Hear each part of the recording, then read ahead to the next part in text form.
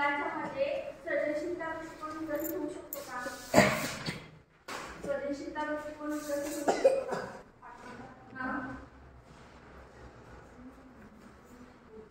नाही होणार. बरोबर. ते काय करतात परीक्षेत पाठांतर करतात आणि तेच काय करतात ह्याच्यामध्ये लिहून येतात. आता उदाहरणार्थ तुम्ही भूमितीचे प्रमेय वगैरे बघितले असणार. 10वीला काय करतात भूमितीचे प्रमेय पाठ करतात आणि तेच परीक्षेमध्ये जाऊन लिहून येतात. आता काही वेळेला काय होते आपण निबंध वगैरे ते खूप परत पाठ करतात. तेच ठरलेलं असताना तेच काय करतात लिहून येतात. मग अशा वेळेला काय होतं त्यांच्यामध्ये क्रिएटिव्हिटी किंवा त्यांचे विचार मांडता येतात त्यांना. ठीक आहे.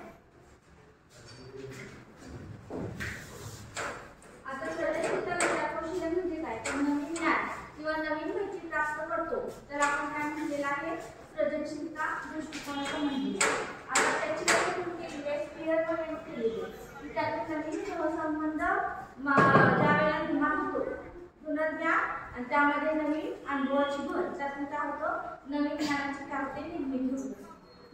त्याला काय म्हटलेलं आहे आपण सर्जनशीलता असं म्हटलेलं आहे. मग ते छोटं मोठं ज्ञान कोणत्याही प्रकारचं असू शकतं. इथं बघा पुन्हा काय सांगितलेलं आहे की जुन्या ज्ञानामध्ये ज्या वेळेला काय होतं दैनंदिन अनुभवांचा त्यामध्ये भर पडतो त्यावेळेला पुन्हा आपण काय करतो ते तो अनुभव आहे त्यातून आपण नवीन ज्ञानाची काय करत असतो निर्मिती करत असतो. आता पुढे बघा सर्जनशीलता विचारकौशल्याचे घटक कोणते कोणते आहेत तर पहिला आहे कल्पना आणि अस्सलपणा. कल्पना म्हणजे काय? कल्पना म्हणजे काय? इमॅजिनेशन. एखाद्या गोष्टीचा आपण काय करतो ते असं असेल ते तसं असेल मी बिल्डिंग बांधणार आहे कशी बांधणार आहे माझा हॉल कुठं असेल किचन कुठं असेल हे सगळं आपण ठरवतो त्याला आपण कल्पना असं म्हणतो. म्हणजे ते प्रत्यक्षात नाहीये पण त्याची आपण काय करतो विचार करतो त्याला कल्पना म्हणतो. आणि अस्सलपणा म्हणजे काय? ओरिजिनॅलिटी. ओरिजिनॅलिटी म्हणजे काय? ती आयडिया असणार आहे माझी स्वतःची असणार आहे ती कुणाकडेही नसणार आहे. ती काय असणार आयडिया माझी असेल त्यावेळेला त्याला काय म्हणतो आपण ओरिजिनॅलिटी. मग त्याचा उपयोग काय होतो तर ज्यावेळेला नवीन आपण काय करतो निर्माण करतो त्यावेळेला इतर कुणाला काही सुचले नाही पण ते मला सुचले. म्हणजे सर्जनशीलता विचार क्रिएटिव्ह थिंकिंग किंवा मी क्रिएटिव्ह थिंकिंग पहिला निर्देश काय आहे किंवा पहिला गुण कोणता असणार आहे ती कल्पना माझी पाहिजे माझी पाहिजे आणि दुसरी गोष्ट काय आहे त्याच्यामध्ये इनोव्हेशन पाहिजे. इनोव्हेशन म्हणजे काय ती दुसऱ्याकडे वापरलेली नसली पाहिजे. काय सांगितलेलं आहे फ्लेक्झिबिलिटी लवचिकता. त्याच्यामध्ये म्हणजे काय मी एखादा विचार केला आणि तो विचार जर चुकत असेल तर तो बदल करण्याचा अधिकार कुणाला आहे मला आहे. मग माझी तुम्ही मानसिकता पाहिजे माझं बरोबर असं म्हणून चालणार नाही. म्हणजे मी उदाहरणार्थ विद्यार्थ्यांसाठी एखादी काहीतरी मेथड काहीतरी नवीन तयार केली तर त्यामध्ये जर चुका होत असेल तर बदल करण्याचा अधिकार कुणाचा आहे माझा आहे. म्हणजे मी तेवढी फ्लेक्झिबल राहिली पाहिजे. पुढे काय आहे बघा निर्णय क्षमता डिसिजन मेकिंग. एका वेळेला मला 2-3 ऍक्टिव्हिटीज घ्यायची कोणती ऍक्टिव्हिटी योग्य आहे मुलांसाठी हा निर्णय घेण्याचं स्वातंत्र्य कुणाला असणार आहे त्या व्यक्तीला असणार आहे. आणि तिथं काय होते तुमची निर्णय क्षमता यूज होते. एकाच समस्ये संदर्भात 2-3 मार्ग असू शकतात त्यांना क्रिएटिव्ह मार्ग कोणता असणार आहे हे मी ठरवणार. त्यानंतर संप्रेषण आणि स्वप्रकल्प हे विद्यार्थ्यांसाठी उपयोगी आहे.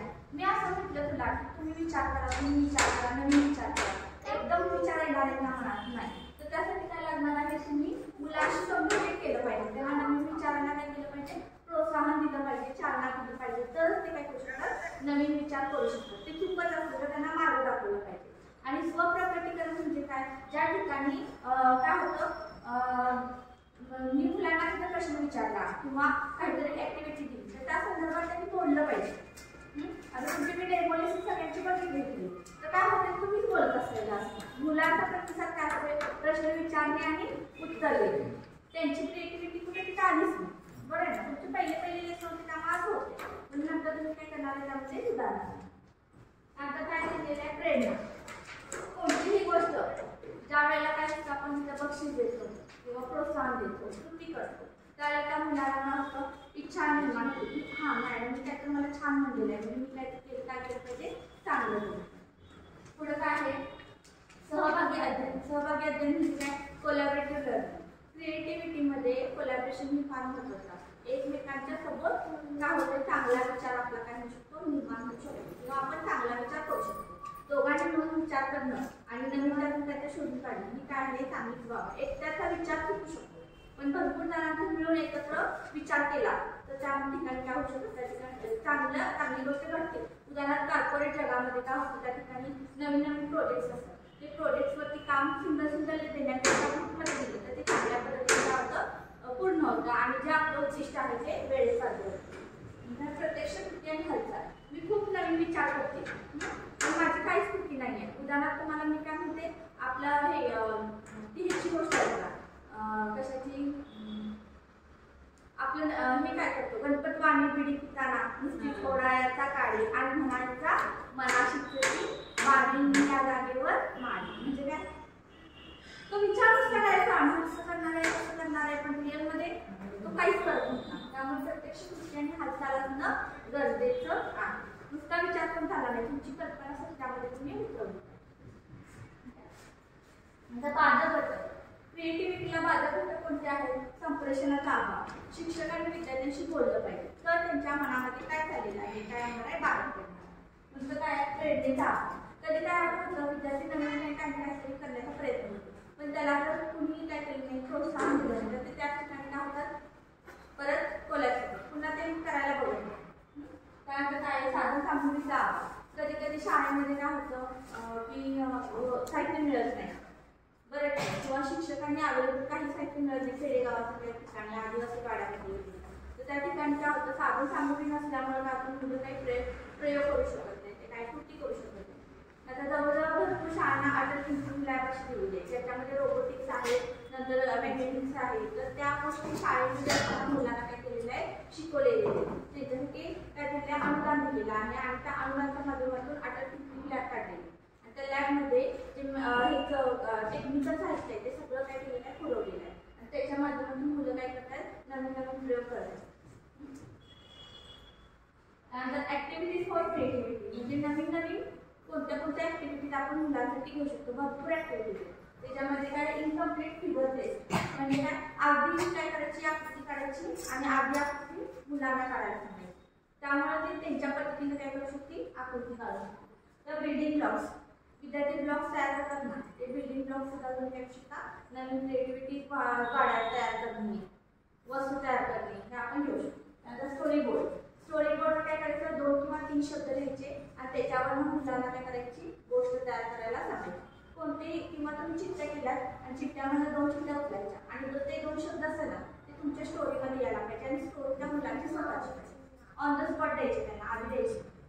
30 सर्कल्स ही काय गेम आहे, 30 सर्कल्स म्हणजे काय, विद्यार्थ्यांना 30 काय करायचे, गोल काढून त्यांना कोणतीही आकृती काढायची नाही. त्यामध्ये फक्त काय असणार आहे, 30 सर्कल्स यायला पाहिजे. त्यातून ते काय पण पाहू. नंतर काय आहे, राईट पोएट्री.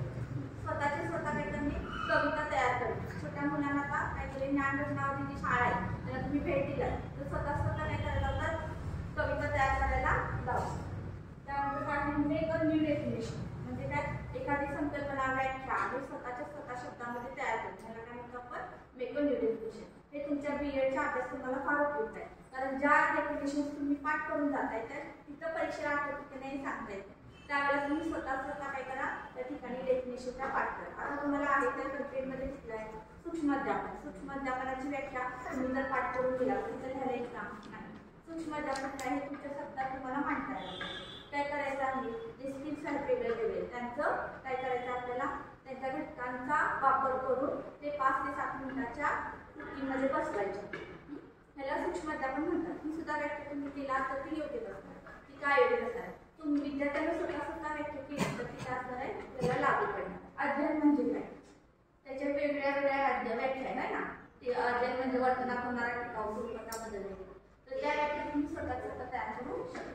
त्यानंतर काय, रिपर्पज गाईड म्हणजे काय, वेगळे काय करायचे, आपण घटक असतील किंवा उपघटक असतील किंवा वस्तू असतील त्या काय करायच्या, पुन्हा अरेंज करायला लावायच्या. त्याला काय म्हटलेलं आहे आपण, त्यातून पण क्रिएटिव्हिटी येते. त्यानंतर रेग्युलर आणि आपल्या निबंध लिहिणे, वक्तृत्व ह्या सगळ्या काय क्रिएटिव्हिटीच्या गोष्टी. त्या ठिकाणी मुलींच्या वेगवेगळ्या वस्तू तयार केलेल्या आहेत, स्वतः त्यांनी चित्र मुलांनी चित्र काढलेली आहे. फक्त थीम द्यायची आणि त्याच्याप्रमाणे काय